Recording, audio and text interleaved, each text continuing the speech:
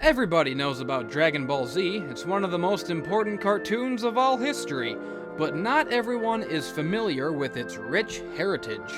And so it falls to me, as a 10th level otaku historian, supreme guru, and former Buddhist monk, to educate the masses with this brief history lesson. Way back in the 16th century, during the Ming Dynasty of ancient China, a novel was written called Journey to the West, the story of a great pilgrimage for knowledge and wisdom undertaken by the Monkey King and his band of buddies. It was a pretty good story, but unfortunately, reading hadn't been invented yet, so it went ignored, and over the next 400 years was largely forgotten.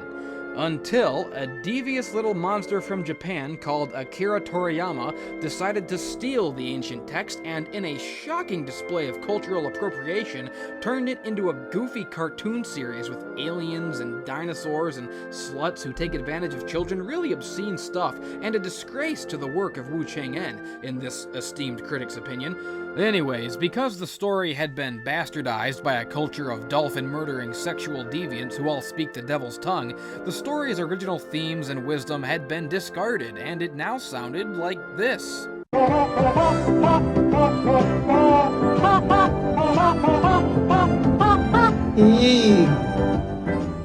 The series wreaked untold havoc on the minds of impressionable Japanese children for decades, eventually spawning 3 terrible video games and brainwashing the entire nation into joining the Axis in World War II, until the Japanese people finally had enough of its ridiculous baby voices, buried the show's creator in a bunch of jars, and shot the master tapes into space in the year of our Lord 1995. It was then that the great ambassador of mankind known as Tom the Robot first discovered this ridiculous, hokey joke of a show with weird, ill-fitting voices and terrible clown music, and using his advanced robot science, salvaged it for civilized corners of the world with new voices and music that made sense, as well as a rockin' new theme by revolutionary metal band George Washington and the Delaware Dudes. Dragon Ball Z. Dragon, come. And so, in a way that can be described perhaps as poetic justice, the prophecy foretold in Wu Chang'an's novel had finally come true. 400 years after first being conceived by the Chinese, after being stolen by the Japanese, and finally rescued by a robot, Monkey had at last journeyed west. So that's the story of how Dragon Ball Z became a cultural milestone and national treasure, thanks to a spiffy new English script, voice cast, and soundtrack.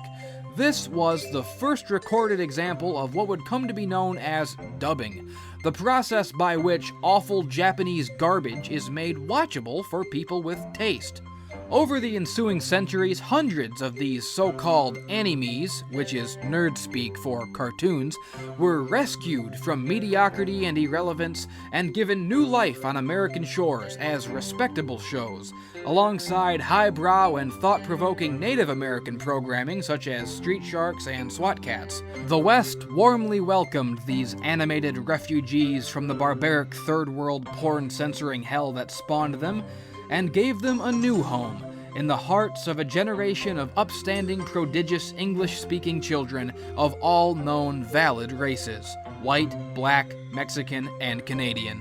It was the greatest generation, the Millennials. But alas, the proud millennial race was betrayed and wiped out by the evil Lord Frieza, leaving behind only 3 warriors to avenge Generation Y: Prince Vegeta of the planet Vegeta, and his 2 best buddies, Rottencock and Krillin, who was the best guy of the 3. Much like the show itself, these lost warriors take refuge among the righteous people of a planet called the Real America, training and honing their skills with a pig, a frog, and whatever Gonzo is. Eventually, Vegeta and friends make it to Namek for the ultimate battle, and with macho madness floating through his body, Vegeta finally achieves his birthright and becomes the legendary Super Saiyan, defeating Frieza once and for all, and saving the universe from crotchety old baby boomers everywhere. They go back to the Real America with all their cool friends, and have a big barbecue party that lasts for the rest of their lives. And best of all, They all score with major babes. American Dream. It's like one of my Japanese animes.